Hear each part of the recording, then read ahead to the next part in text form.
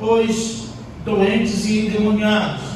E toda a cidade estava reunida à porta da casa.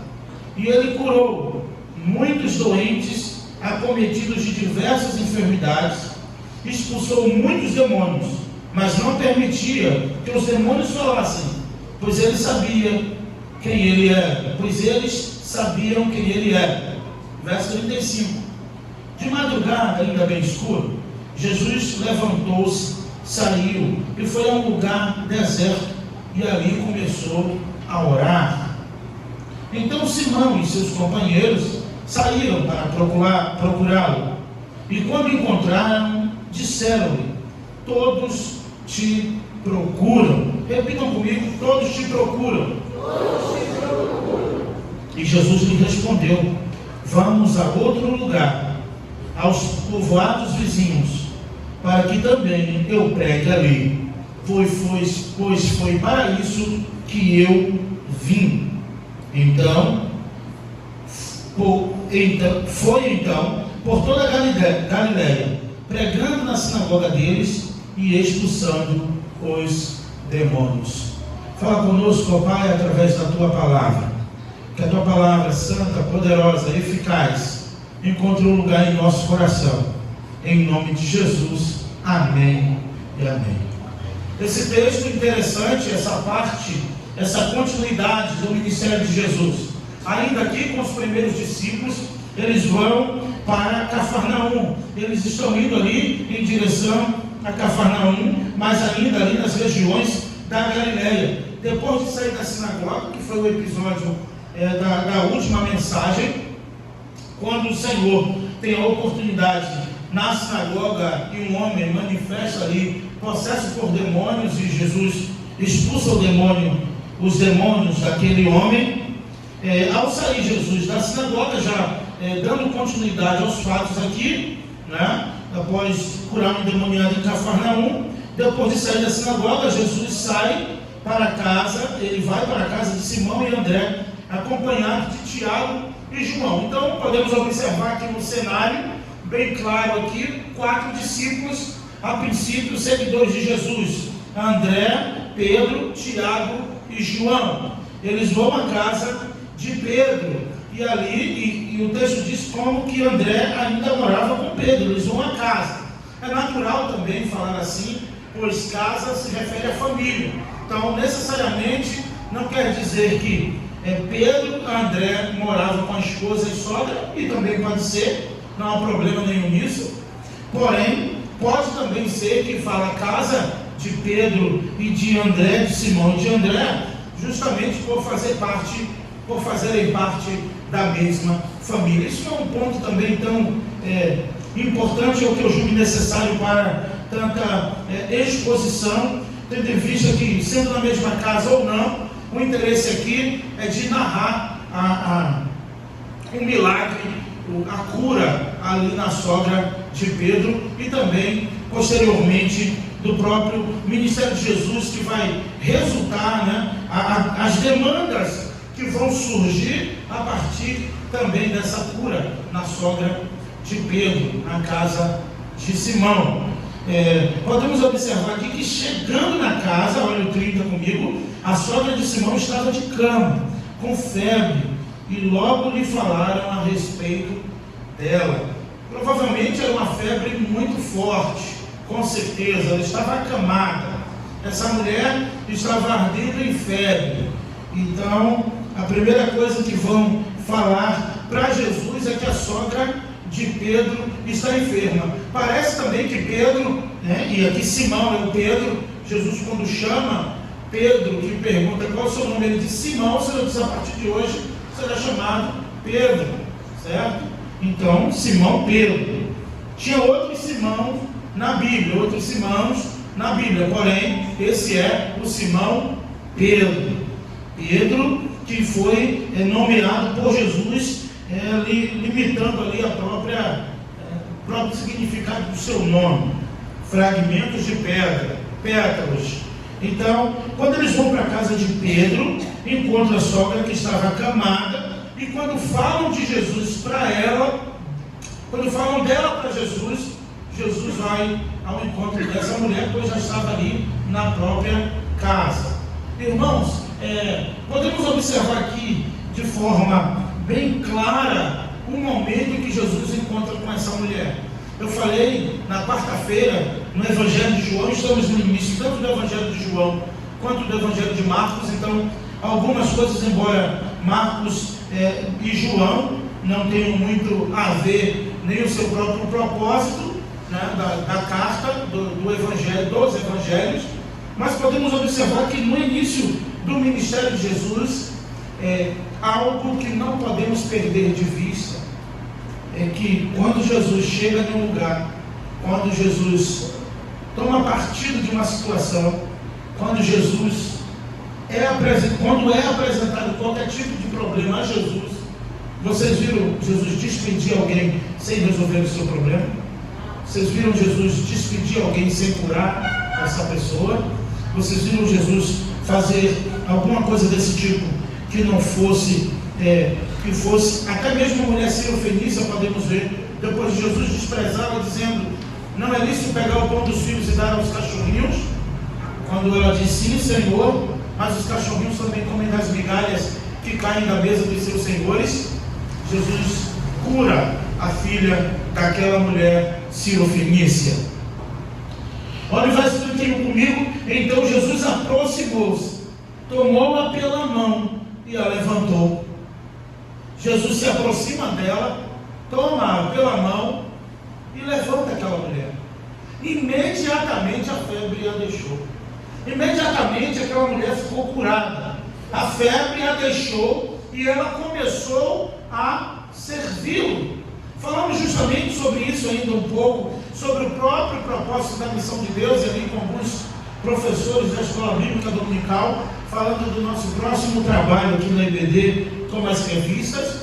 Justamente isso, irmãos. Eu fico intrigado, e isso está nos planos de Deus e dentro da vontade de Deus, porque tem pessoas que Jesus cura, que Jesus faz milagre, e tem o prazer de contar o que Deus fez, mas só não tem o prazer de servi-lo, só não tem o prazer nem de segui-lo. Vocês já viram alguém tão grato, mas tão grato para Jesus? Você conhece alguém? Mas pergunta se ele quer dar a vida para Jesus, se ela quer dar a vida para Jesus. Aí é outra história.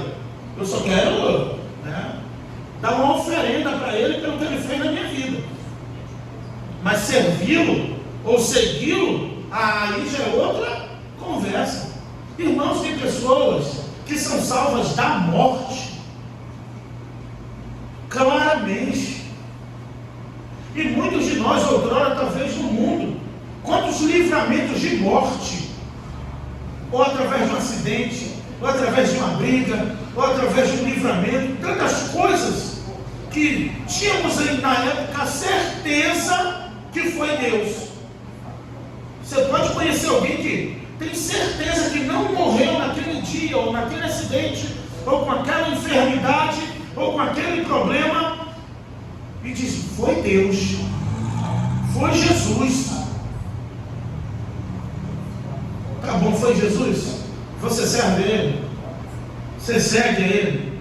Você não tem tanta certeza que foi Ele que te curou? Você não tem tanta certeza que foi Ele que te salvou, que te deu o livramento?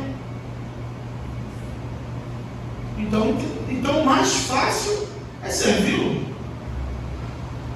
O mais fácil é segui-lo.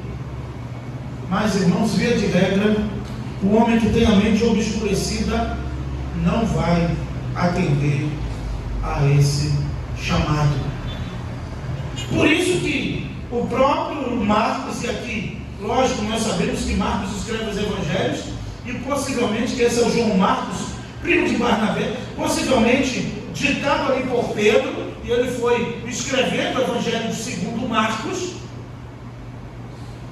Por isso justamente que vai mostrar que a demanda só aumenta. A demanda de cura, de milagres, de expulsão de demônios. A demanda só aumenta. A demanda só vai aumentar depois da cura da sogra de Pedro. A notícia se espalha, possivelmente era um sábado, por isso que Marcos faz questão de dizer que é o pôr do sol, para justificar, né? Quem já guardou sábado um dia sabe, né? Que depois que o sol se põe, né? Ele aqui para a irmã Rogéria brincando com ela. Então, justamente para não ter o pretexto de dizer, ele está curando no sábado, está fazendo milagre no sábado. Tanto é que Jesus fez isso várias vezes, e o questionamento deles não era pela cura, pelo milagre, mas é porque era sábado. Às vezes Lucas vai dizer, e era sábado, justamente para causar essa intriga, né? Para lembrar que a intriga vai ser porque era sábado, não porque a pessoa precisava de uma cura. Então, irmãos, quando Jesus se aproxima dela, que Jesus cura aquela mulher, que a febre a deixa, ela começa a servir. Lógico que aqui fala de servir Jesus, ou de servi-lo ali, é no sentido mesmo doméstico, né? Mostrando que aquela mulher ficou boa, ficou sã e começou os seus afazeres da casa. Ela estava acamada, queimando em febre, e lógico que aqui de passar a servi-lo não é na mesma aplicação que eu estou fazendo de hoje, que nós devemos servir a Jesus com a nossa vida. Ela serviu mesmo, possivelmente perguntou se Jesus queria alguma coisa, ofereceu água, começou a servi-lo ali, e possivelmente, né, Pedro deve ter dito, sogra, agora você vai ter que seguir, ele te curou, ele fez um milagre, né? Ela de bom grado certamente entendeu. Mas irmãos, eu fiquei pensando nisso e vi que isso é muito comum, e isso pode acontecer em nossas famílias. Jesus cura alguém, como curou a sogra de Pedro, e eu estou falando aqui da família, da casa de Pedro, curou a mãe da esposa dele. E isso pode acontecer, e eu sei que isso é interessante, mas o principal mesmo é ser salvo por Jesus. É ser salvo. Milagre não salva ninguém do inferno. Olha, Jesus pode fazer um milagre, mas um milagre daqueles de abrir até o mar vermelho para a pessoa. Se ela não se render a Cristo, vai para o inferno. Muitos dos que Jesus curou, com certeza, foi para o inferno. Não só pela ingratidão, né? Que aí lembramos logo dos 10 leprosos. Ele cura 10, só um volta para agradecer. Mas quando ele volta para agradecer, Jesus disse: só um voltou para quê? Para agradecer?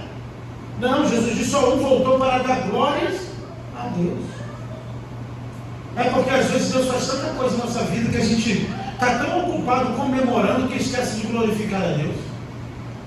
Às vezes perdemos tanto tempo contando a bênção e os milagres para os outros que esquecemos de glorificar a Deus por ter feito isso em nossa vida. E se você tem um parente, um amigo, que é tão grato, mas tão grato a Jesus, que chegasse os olhos enchem de lágrimas assim, de tanta gratidão, pergunta para ele, para ela assim: e por que abençoado? Você não entrega a sua vida para Jesus? Se você nem é dele, ele fez isso, imagine sendo dele. Então, irmãos, podemos observar na própria sequência que eu vou ser mais dinâmico aqui também por conta do horário.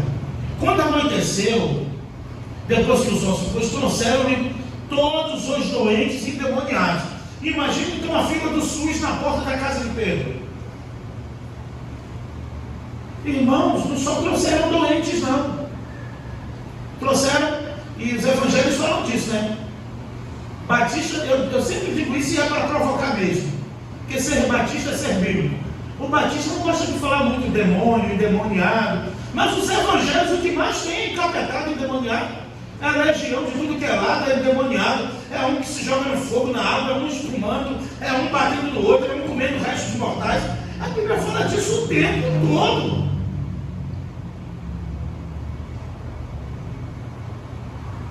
E nós evitamos o tema. Isso não convém aos batistas.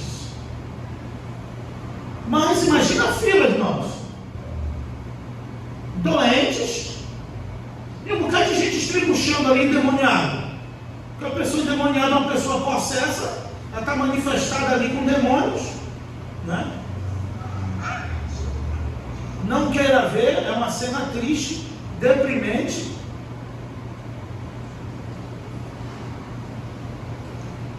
Mas uma fila de doentes, todos os doentes, dando a ideia aqui de todos da região, pelo menos, né? Então, em cada casa onde tinha um enfermo com qualquer tipo de enfermidade, leva. Ele curou a sogra de Pedro. Endemoniados ali. E aí, quando viram Jesus, certamente se manifestavam mesmo. E a demanda só aumentou. Vivemos, irmãos, nos dias do Evangelho da demanda e da oferta. Mas essa oferta, a demanda nunca é a glória de Deus. E a oferta nunca é de glorificar a Deus. A demanda é de pedir um milagre, uma bênção, uma cura, e Deus faz. Mas não tem coisa melhor do que ser resgatado, ser salvo para o louvor da glória de Deus. Porque com enfermidade ou sem enfermidade adoraremos. Com enfermidade ou sem enfermidade somos salvos em Cristo Jesus. Com qualquer impedimento físico, emocional, temos a garantia da vida eterna no Filho de Deus. Essa é a maior demanda da igreja. E a maior oferta de todas é a salvação em Cristo Jesus. E vocês podem perceber comigo, e o pastor Luiz, há um tempo atrás, quando pregou sobre se Jesus viesse para curar mesmo, e só para curar e fazer milagres, ele estaria até hoje fazendo e não teria morrido na cruz. Porque os enfermos, isso sempre teve.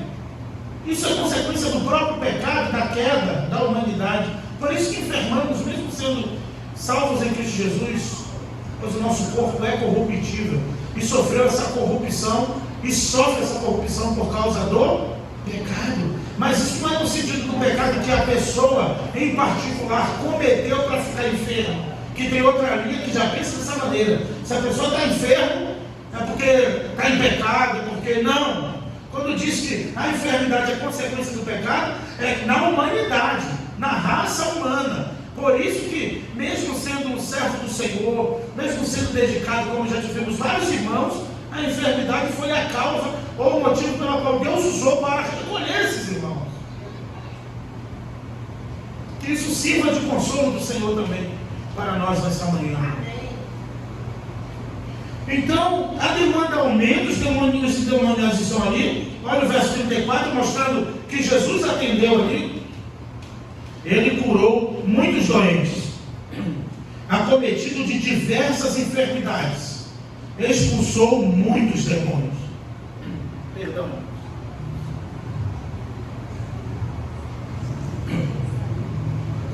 Expulsou muitos demônios e não permitia que os demônios falassem, porque eles sabiam quem ele era.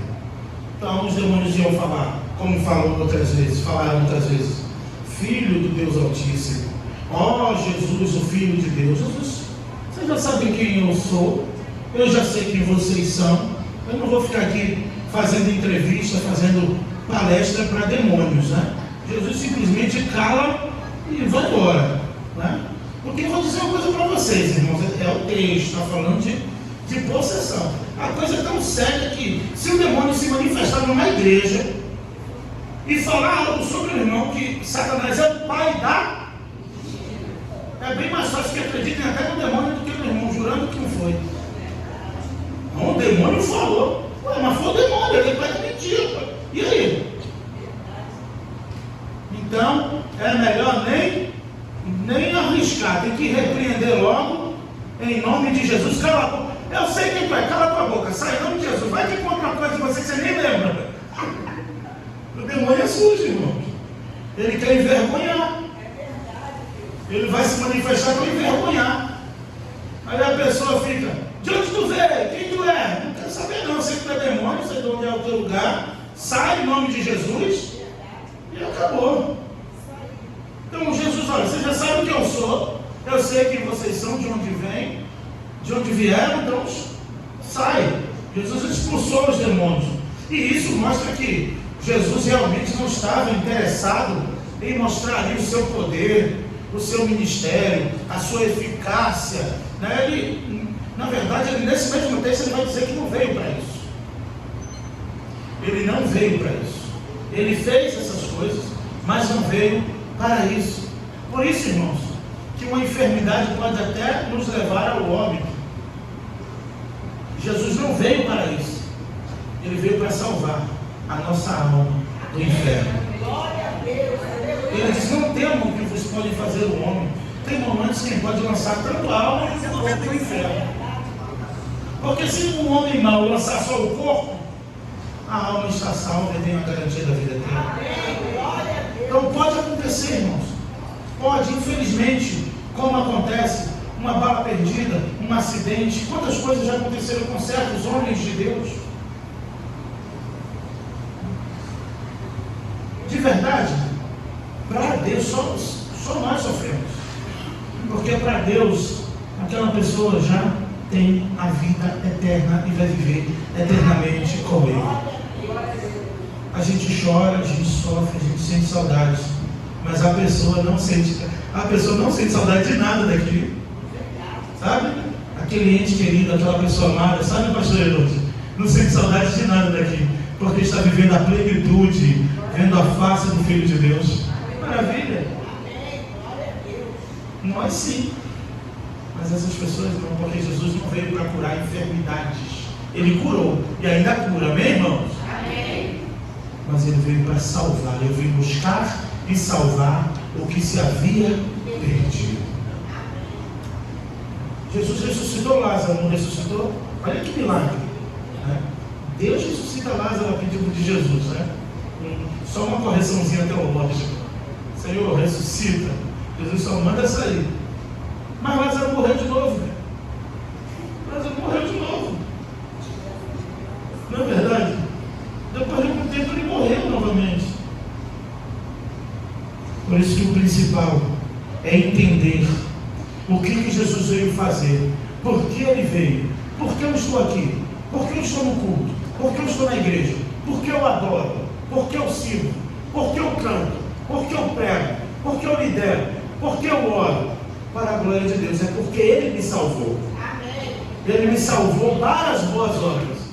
Não é pelo que Ele vai fazer em minha vida, embora Ele pode fazer tudo de acordo com a sua vontade. E através das nossas orações, que o Senhor também ouve as nossas orações e também atende as nossas orações. Eu vou avançar. Ele curou muitos, mas não permitiu que os demônios falassem e repreendiam aqueles demônios. Aqui mostra claramente a missão de Jesus. De madrugada, ainda bem escuro, Jesus levantou-se e foi ali a um lugar deserto e começou a orar. Ele queria ficar sós, possivelmente ficou exausto. Quando a mulher toca nele, lembra? Ele diz: de mim saiu virtude, de mim saiu poder. Alguns comentaristas chegam a dizer, né, ninguém estava na pele de Jesus naquele momento, mas sempre tem alguém mais ousado nos estudos, que quando Jesus disse que de mim saiu poder, foi como se ele realmente sentisse um esgotamento físico ali, uma exaustão, porque quando a mulher toca na orla do manto dele, ele diz: de mim saiu virtude, de mim saiu poder. Por isso que ele sentiu, e os discípulos dizem: uma multidão te aperta e tu pergunta, quem te tocou? Ele diz: não, esse toque foi diferente, foi um toque de fé, porque de mim saiu poder. É possível acreditar que, humanamente falando, ele tenha realmente sentido essa descarga, né, do próprio poder de Deus na vida daquela mulher. Então, ele foi para um lugar deserto, ele queria ficar a sós, ele não queria falar com ninguém, mas ele queria ficar a sós com Deus. E foi logo para onde? Para o deserto. No lugar onde a gente mais reclama e menos fala com Deus, muitas vezes.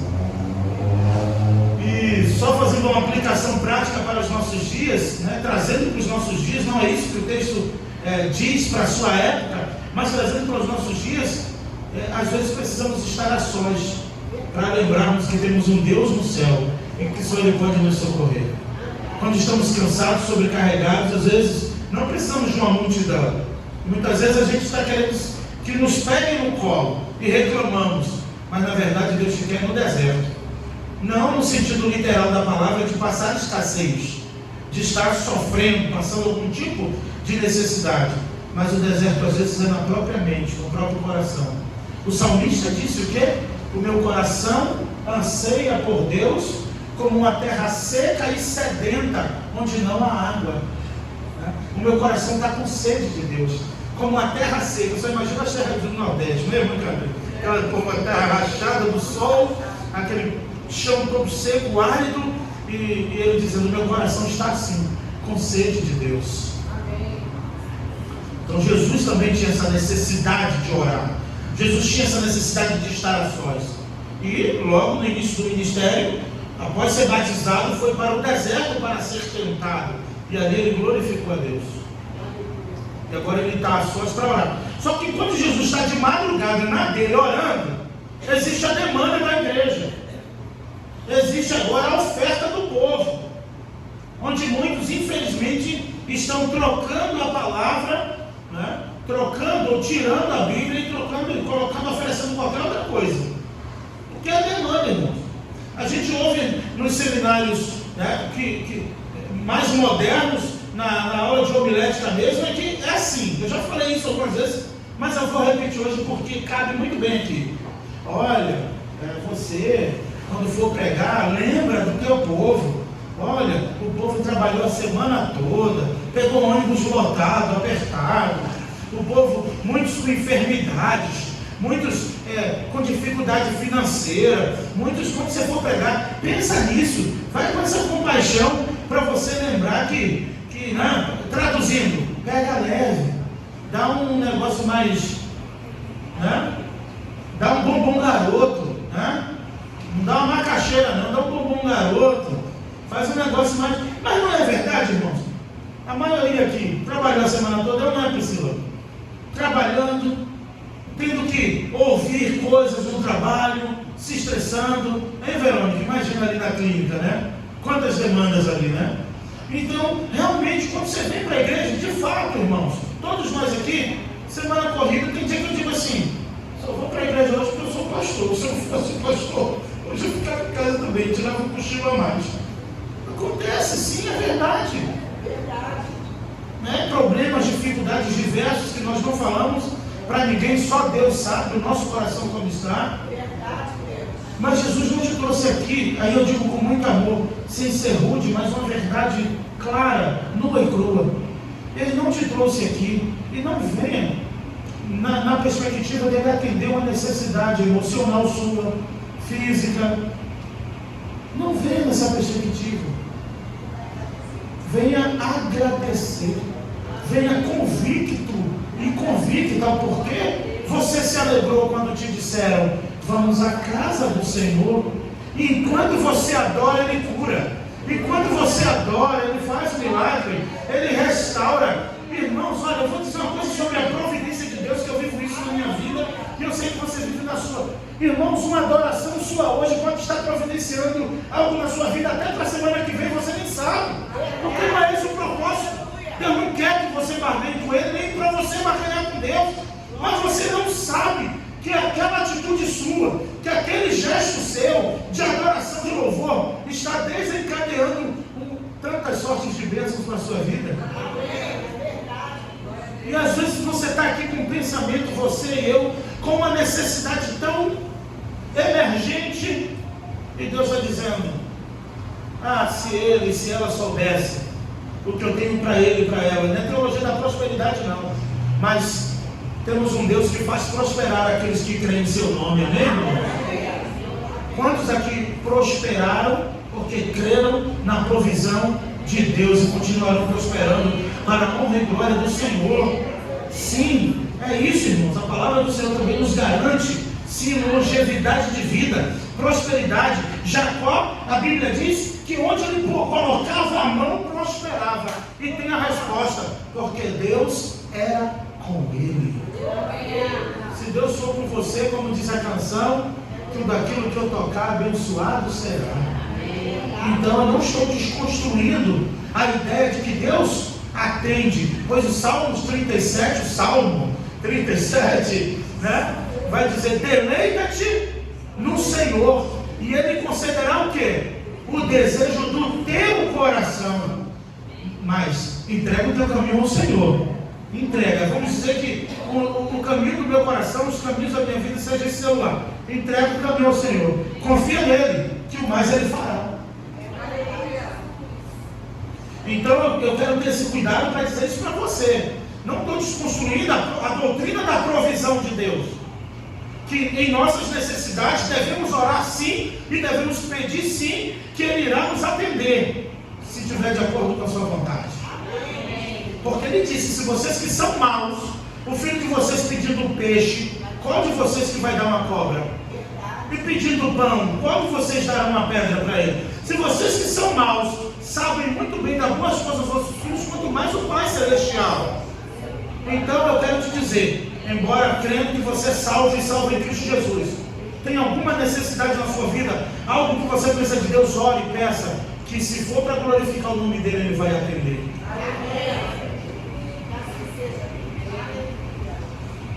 Então, caminhando aqui, a demanda aumenta, o povo está eufórico, esperando. Acordaram, tem mais enfermos aqui, mais endemoniados. Cadê Jesus? Cadê Jesus para atender a demanda? Jesus está em outro lugar. E eles estão procurando Jesus. Estão procurando. Eu li um livro sobre o que um pastor deve saber e fazer, que logo nos primeiros capítulos o escritor do livro usa esse texto. E ele disse que quando tomou posse em uma igreja, no dia da posse mesmo, no dia da festa, a igreja movimentada, aquela festa, ele chegou perto de um irmão e falou assim: o que você espera do seu pastor, que o pastor dessa igreja faça? E o irmão disse, né? Ele perguntou: eu espero que o pastor visite, o pastor faça isso, porque o anterior era assim, então a gente quer que esse faça assim. Aí ele chegava para outro irmão ou irmã: e o que você espera? Irmãos, ele disse que na terceira, quarta pessoa ele já estava assim: estou frito. Como que eu vou conseguir atender? Desistiu até de ficar perguntando para os outros e ficou o resto da festa ali amuado no canto, né? Porque ele se ousou a perguntar o que é que o povo esperava. Isso se aplica ao próprio Evangelho. Qual é a demanda? O pastor Alain até me lembrou essa semana e nós falamos aqui na sexta-feira. E eu digo isso mesmo: qual é a demanda? Quando fui assumir esse ministério, eu repeti isso várias vezes para vocês. Que a liderança reuniu, quem estava lembra, e uma das perguntas mais tentadoras para o pastor: se o senhor for o pastor dessa igreja, na última reunião, antes de fazer a votação, né?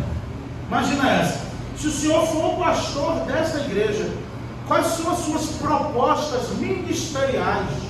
Olha que lindo, né? Eu tenho amigos que têm proposta ministerial de 5 anos grampeada assim, que é só a igreja perguntar, que ele vai jogar na mesa. Eu falei: pregar o Evangelho, saquear o inferno e povoar o céu. Essa é a proposta. É a minha proposta. Irmão, mas eu nunca saí tão de minutos. Eu nunca fui embora. Ai, que resposta pobre. Poxa, poderia ter. Fui pego de surpresa. Mas foi Deus que permite você pego de surpresa mesmo. Porque se eu tivesse tempo para pensar, talvez a vaidade entrar em meu coração, a necessidade de atender as demandas, e sabe o que aqui ia estar? Não ia estar atendendo a demanda de ninguém. E se não atendo hoje, pelo menos eu não iludi ninguém, amém, irmãos? Pelo menos eu não iludi ninguém. Pregar o Evangelho é o que eu estou fazendo até hoje.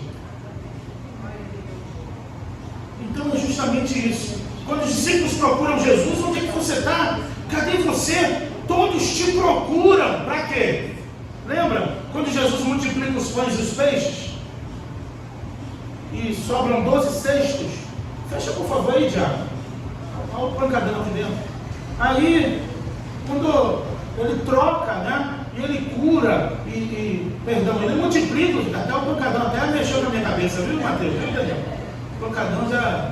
Aí, o velho homem já queria bater aqui na cabeça. Brincadeira. Aí, o que acontece? Ele chega, quando multiplica os pães e os peixes, que faz o milagre, quando Jesus pega o barco. Aquele episódio que Pedro veio ter com isso, nesse ínterim, a galera já está chegando do outro lado. É porque quando você lê os evangelhos juntos, você percebe que uma peça liga na outra.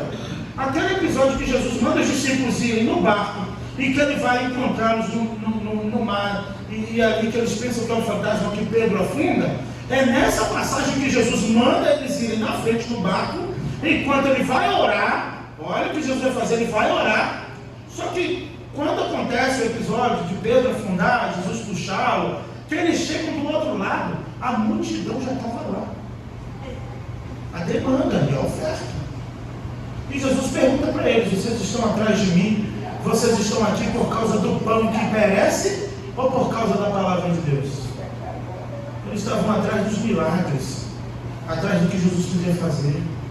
E tinha uma multidão que foi curada, uma multidão que foi liberta de opressões demoníacas, que naquele dia da crucificação a gente não vê voz de ninguém. Reparou isso? Só via a voz dos que diziam: crucifica-o e solta Barrabás. No mínimo, se estavam ali, estavam quietos. Ninguém reivindicou. Mas muitos ali que estavam ouvindo e vendo a sentença foram curados por ele, foram libertos por ele. Por que na cena da cruz só está João e Maria aos pés da cruz? Cadê os outros? Quantos que ele curou?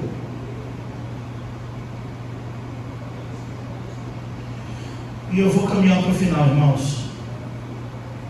Olha o 37 comigo. Quando encontraram, disseram-lhe: todos te procuram. E é verdade, irmãos. Todos procuram Jesus. Isso é a resposta lá do início da fila do SUS na porta da sogra de Pedro. Todos te procuram. Mas muitos procuram Jesus como um curandeiro. Muitos procuram Jesus como um terapeuta para o seu casamento. Muitos procuram Jesus como seu psicólogo. Muitos procuram Jesus para resolver o seu problema. E ele acredita que Jesus vai resolver. E pasme, e Jesus resolve. Só que eles não querem Jesus. Muitos querem o que Jesus tem para oferecer. E Jesus sabe disso. Ele não é enganado por ninguém. E por que ele faz? A resposta ele já deu em outro momento, fora desse contexto. O que adianta o homem ganhar o mundo inteiro e perder a sua alma? Pois é. Cura não é garantia de salvação. Nem enfermidade é a certeza da perdição. Pelo contrário. Muitas curas nada tem a ver com a salvação do Filho de Deus. E que o próprio Jesus fala dos fariseus. E às vezes torna aquela pessoa 2 vezes filha do diabo. Já era uma vez, torna 2. Porque depois de ter visto o milagre, de ter experimentado o que ele fez, é incapaz de confessá-lo como seu Salvador. Imagina, vai ser maior o rigor no dia do juízo ou não?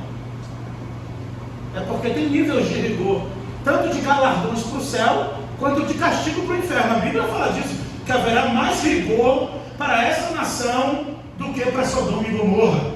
Haverá mais rigor, ou seja, o juízo vai ser maior. A sentença, né, a níveis do fogo da fornalha lá, né, algum tipo de sofrimento maior. Se já vai ser eterno, uns serão maiores do que outros, igual no céu. Galardões. Eu não ligo muito para isso, não. Eu quero, mas só de estar no céu, eu vivo para sempre lá, está tudo bem para mim. Né? Pode ser uma tendinha no livro, não. Uma moradinha pequena, uma kitnetzinha, importante é estar no céu, né? Mas sofrer menos ou mais no inferno também não quero, não. Cada um que quiser ativar. Então, assim. E a ingratidão, preste atenção nisso. A ingratidão de muitos os torna 2 vezes filho do diabo. Porque já não era antes de ter experimentado a bênção e o milagre. Depois de um sinal vivo e claro na sua vida, de que foi Deus, ele não consegue. Tem algo, percebe, irmão? Tem gente que diz assim: como é que... Eita, Bíblia. Como é que pode Efésios? Aí você depois repagina Efésios, revisita Efésios 1 e 2. Como pode Deus escolher uns? Como pode? É porque não é que Deus vai escolher, irmãos, é que ele já sabe. Ele já sabe. Tem pessoas que ele não precisou salvar da morte. Não houve necessidade de nenhum tipo de uma ação miraculosa e entenderam e creram como seu único e suficiente Salvador. Mas tem gente que Deus já deu 18 livramentos de morte para ele. Já fez, ele conta. E a vida para Jesus? Ainda não é a hora. Torna 2 vezes filho do diabo, é verdade. A ingratidão. Quando todos procuram Jesus, onde tu está, todos te procuram. Imagina o tom deles, né? Depois de procurarem Jesus, todos te procuram. Tem uma multidão lá te esperando, uma demanda, mas não era para ele pregar a palavra. Não era para curar, era para expulsar demônios, não era para ouvir arrependei-vos e crede no Evangelho. É chegado o reino dos céus até vós. Não era isso. Eu não estou com tempo para ouvir isso não, eu estou manco. Eu não quero ouvir de parábola de semeador não, eu estou com uma dor na coluna que não me deixa e resolve isso aqui hoje. Isso lá na minha cidade em 2010, 2009, meados de 2009 para 2010, tinha pregadores com a unção do emagrecimento. A fila, meu irmão, a fila lá na PIB de Castro Alves, ainda bem que está gravando, a fila lá na PIB de Castro Alves não foi pequena. O pastor estava de férias, quando o pastor voltou, quase teve um troço. O programa Hora do Avivamento, completando um ano de aniversário, o programa de rádio, chamaram um pregador de não sei das quantas, que pregava muito, de uma cidade tal, e aí quando chegou lá, unção do crescimento de cabelo é unção do emagrecimento. Não foi ninguém que contou, irmãos. Eu só não vou dar o nome aqui que vocês vão pesquisar na internet e vão achar o homem. Ainda vai botar no comentário embaixo, o pastor de Franco falou. Isso mesmo.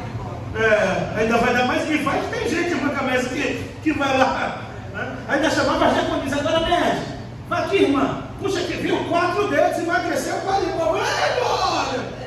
Aí a unção do crescimento de cabelo, irmãos. As igrejas da cidade fecharam tudo mais cedo para o povo dar tempo pegar um pedacinho da bênção lá, né? E aí media o cabelo das irmãs assim atrás, irmãos Geraldinho. Aí media antes, mandava orar e depois media depois. O careca. Ai, Emerson. Ai, Emerson. Ai, meu Deus. Enquanto eu estou falando aqui, o Emerson está assim, pastor, você não tem o telefone dele não? Chama ele para cá. Mas Jesus não veio para isso. E eu finalizo aqui, irmãos. Quando todos perguntaram, ele diz aqui no 38 e 39, Jesus lhes respondeu: vamos para outro lugar, aos povoados vizinhos, para que também eu pregue ali, pois foi para isso que eu vim, para pregar o Evangelho. Ele está dizendo, foi para isso que eu vim. Eu vim para pregar o Evangelho. Vamos para outro lugar. E deixou o povo lá esperando. E finalizando, foi então por toda a Galileia, pregando nas sinagogas e expulsando os demônios. Amém? Que Deus nos abençoe. Que possamos viver e experimentar de fato o Evangelho de Jesus em nossa vida. Não busque a cura, não busque o milagre. Creia que o próprio Evangelho expulsa demônios, cura enfermidades. Eu preciso do Evangelho de Jesus Cristo, que é a salvação e o poder de Deus para todo aquele que crê. Paulo dizendo aos Romanos, o Evangelho é o poder de Deus, é o dínamo de Deus. Se eu tenho o Evangelho, certamente através do Evangelho serei curado. Através do Evangelho, muitos serão libertos e muitos serão salvos. Amém? Que Deus te abençoe e nos abençoe nesta manhã. Obrigado, Senhor, por mais oportunidade de expor a Tua palavra. Que a Tua palavra encontre um lugar em nosso coração nesta manhã. Oh, Pai, não permita que nada roube a semente da Tua palavra. E muito obrigado, Pai, porque o maior milagre o Senhor já fez em nossa vida, que foi nos fazer crer no Filho de Deus, foi fazer crer em Ti, Jesus. Nós Te louvamos, ó Pai, porque se estamos aqui nesta manhã, é porque cremos no Filho de Deus. Obrigado, Pai, por tudo. Em nome de Jesus. Amém. E que o amor de Deus, nosso Pai, a graça salvadora do Senhor Jesus Cristo, Filho, o poder e as doces e eternas consolações do Espírito Santo esteja sobre essa igreja, sobre todo o povo de Deus espalhado pela face da terra, e todo o povo de Deus diz: Amém.